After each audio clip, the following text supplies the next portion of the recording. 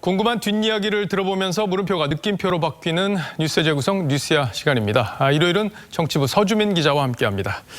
자, 어서 오십시오. 네. 첫 번째 물음표부터 볼까요?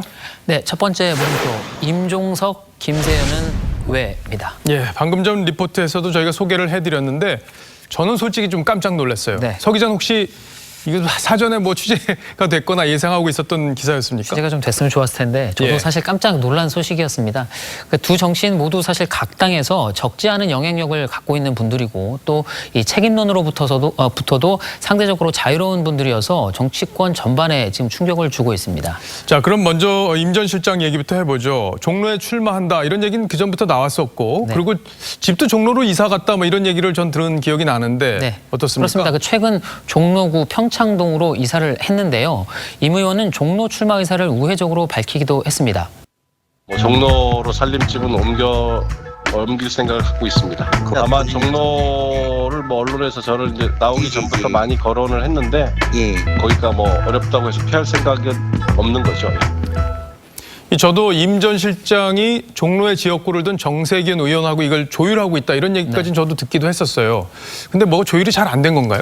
네, 보통 국회의장을 지내면 불출마하는 게 일종의 그 정치권의 관례였는데 정 의원은 현재까지 명확한 입장을 밝히지는 않고 있습니다. 한번 들어보시죠. 실선에 도전할 거냐 아니냐는 이제 좀 가을쯤 결정하면 될 거라고 생각해요. 아직 고민 중. 예, 뭐 검토 중이죠. 네, 정 의원은 친하게 지내는 한 후배 의원한테 이렇게 말했다고 합니다. 한번 보시죠. 종로는 정치적 상징성이 큰 곳이다. 또 당선될 만한 사람이 없다면 내가 직접 뛸 준비가 돼 있다. 이렇게 말을 했습니다. 근데 저 말을 보면은 임 전 실장으로서는 종로에서 이기기 어려울 수도 있다. 예를 들어 황교안 대표가 나올 경우에는 질 수도 있다고 판단했기 때문에 자기가 나가겠다 이런 의지로 보이는데 예. 근데 이제 궁금한 게요. 최근에 정세균 의원이 이낙연 총리의 후임이 될 거다 이런 보도들도 있었잖아요. 그렇습니다. 그런데 오늘 이렇게 갑작스럽게 불출마 선언을 하면서 정 의원이 7선에 도전을 하고 또 자연스럽게 총리설도 함께 힘을 잃고 있는 분위기입니다. 그렇군요. 자, 이제 한국당 김세연 의원 얘기를 좀 해봐야겠어요. 오늘 불출마 선언할 때 저도 얘기를 들어보니까 발언들이 상당히 수위가 높고 한국당으로서는 굉장히 아픈 얘기들이 많이 들어있더라고요. 네, 그렇습니다. 김 의원은 지난해 그 신사 의원들에게 수여가 되는 백봉 신사상을 받을 정도로 사실 과격한 표현을 잘 안 하는데요. 자유한국당을 향해 어떤 표현을 했는지 한번 보시면 자, 존재 자체가 역사의 민폐, 또 좀비 같은 존재, 깨끗하게 해체해야 한다 이렇게까지 얘기를 했습니다. 예, 저도 김 의원과 여러 번 만날 기회가 있었는데 저런 표현을 하는 거는 상당히 저도 뭐 들어본 적도 없는 네. 얘기인 것 같아요. 그만큼 한국당의 문제가 심각하다 이렇게 볼 수 있을 텐데 근데 김 의원이 부산에서 사실 두터운 입지를 갖고 있고 네. 또 아버지부터 정치를 했기 때문에 2세 정치인이고 그래서 당에서 또 개혁적인 목소리를 내온 40대 정치인이란 말이에요. 그렇습니다. 그래서 사실 좀 의외다 이런 평가들이 당에 많은 것 같아요. 그렇습니다. 아무래도 뭐 여러 영향이 있었겠지만 영남 중진 용태론의 압박이 조금 컸던 모양새입니다. 올해 47인 김세연 의원도 부산 금정에서 3선을 했습니다. 하지만 이 정작 용태 압박을 받는 나이 많은 중진들은 침묵하고 있습니다. 예, 삼선들 물러나라 이 목소리에 김 의원도 좀 영향을 받았을 수 있다. 어쨌든 뭐 뭔가 좀 개혁을 주장했던 의원으로서 자기가 앞장서는 모습을 보여주려고 한 게 아닌가 이런 해석도 할 수 있겠는데 네. 사실 뭐 상당히 개혁적 인물이다 당에선 이런 평가가 많았어요. 그렇습니다. 박근혜 전 대통령 탄핵 이후 탈당을 해서 바른정당 창당을 함께 했는데 이후 다시 새누리당에 복귀를 했습니다. 한국당이 여러 가지 비난을 받고 있는 이런 상황에서 본인이 마음이 무거웠고 그런 마음들을 저렇게 표현한 게 아닌가 이렇게 생각이 되는데 네. 근데 김 의원이 이제 자기 기업을 갖고 있잖아요. 그렇습니다. 그러면 이제 정치를 이제 당분간 쉬게 될 텐데 기업으로 돌아가는 건가요? 그럴 가능성이 높아 보이는데요. 올해 김 의원이 신고한 재산만 967억 원에 이를 정도로 상당히 재력갑니다. 일단 불출마 선언을 했으니까 일단은 이 기업인으로 돌아갈 것으로 보입니다. 그렇군요. 자, 그럼 첫 번째 물음표부터 정리를 해볼까요? 네, 오늘 임종석, 김세연은 왜의 느낌표는 최연소들 일단 쉼표로 정했습니다. 최연소요? 그렇습니다. 예. 임 전 실장은 16대 국회 때 만 34세로 또 김 의원은 20세 때 만 36세로 당시 각각 최연소로 국회에 입성을 했습니다. 일각에서는 이번 불출마 선언이 이 두 사람의 정계 은퇴로 보는 시각도 있지만 글쎄요. 그렇게 많은 나이가 아니기 때문에 일단은 두고 봐야 할 것 같습니다. 예, 잠재력이 있는 분들이기 때문에 정치 일선에서 다시 보게 될 날이 있지 않을까 이렇게 생각이 되네요. 자, 다음 물음표로 넘어가 볼까요? 네, 두 번째 물음표는 유시민 출연료는 수천만 원입니다. 수천만 원이요? 네.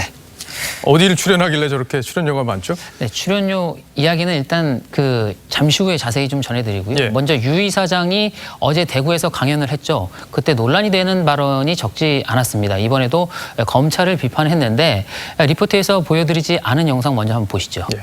잘한 거는 잘했다고 그래야지 최소한. 그리고 잘못한 것도 잘못한 정도에 맞게 잘못했다고 그래야지. 뭐 횡단보도 무단횡단 한 번 했다고 사형시키면 되나요?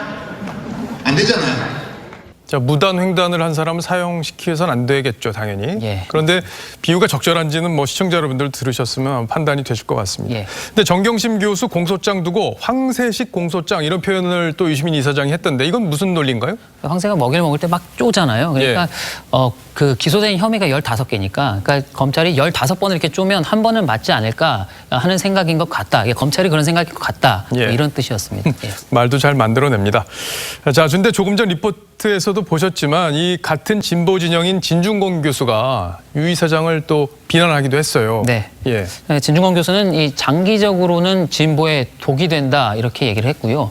김경률 전 참여연대 위원장은 이 조국 옹호 지식인들을 향해서 구역질하는 위선자들이라고 비난을 했습니다. 진보 논객인 서민 교수도 유 이사장을 비판했는데 이 내용 한번 들어보시죠. 예. 최소한 조국이 나쁘긴 하지만 뭐 검찰 개혁이 중요하니까 임명해라 이런 태도를 보이면 이해할 수 있는데 그게 아니라 우리 조국은 죄가 없다 이렇게 몰아붙이는 거는 정말 이건 비상식이고요. 그래서 이런 분이 진보라는 건 진보에 대한 모독이죠. 진영 논리에 갇혀 있으면 진짜 진보라고 하기는 참 어려운 것 같습니다. 이 진보의 가치라는 게 옳고 그름을 제대로 가려서 세상을 발전시키는 데 있는 건데 무조건적인 편들기 이런 부분은 좀 생각해 볼 여지가 있는 것 같아요. 자, 그럼 출연료 얘기로 다시 좀 돌아가 보죠. 네. 어떤 겁니까? 단독으로 취재한 내용이잖아요. 그러니까 어느 방송사냐 하면요. 일단 예. 공영방송 KBS였습니다. 이 회사 관계자에게 취재를 했는데 유 이사장이 KBS와 수천만 원의 출연료를 받고 내년 총선과 관련한 선거방송 계약을 맺은 것으로 알려졌습니다. 이 한 번 출연할 때 받는 이 출연료는 아니고요. 그러니까 관련 프로그램에 여러 차례로 이렇게 패키지 방식으로 출연하는 그런 계약이었던 것으로 전해졌습니다. 근데 아까 제목에 지금 보면 수천만 원으로 이렇게 돼 있는데 네. 액수가 이게 정확히 취재가 된 겁니까? 예, 취재는 했는데 이게 정확하게 액수를 공개하기는 조금 무슨 사정이 있군요. 예, 그렇습니다. 그러면 5천만 원은 넘습니까?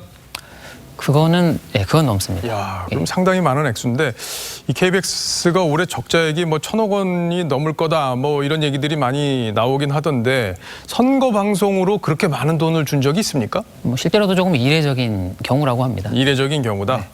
이 KBS 내부 직원들이 들으면 참 놀랄 만한 액수가 아닌가 싶습니다. 자, 그럼 두 번째 물음표도 정리를 해볼까요? 네, 두 번째 물음표 유시민 출연료는 수천만 원의 느낌표는 공영방송 적자라더니로 했습니다. 예, 뭐 이 KBS 출연료는 상당 부분 국민이 내는 이제 수신료에서 나오는 거기 때문에 이 적정 수준인지 아닌지 이거는 시청자 여러분들이 판단하셔야 될 것 같습니다. 자, 오늘도 정치권의 깊은 이야기 잘 들었습니다. 지금까지 서주민 기자였습니다.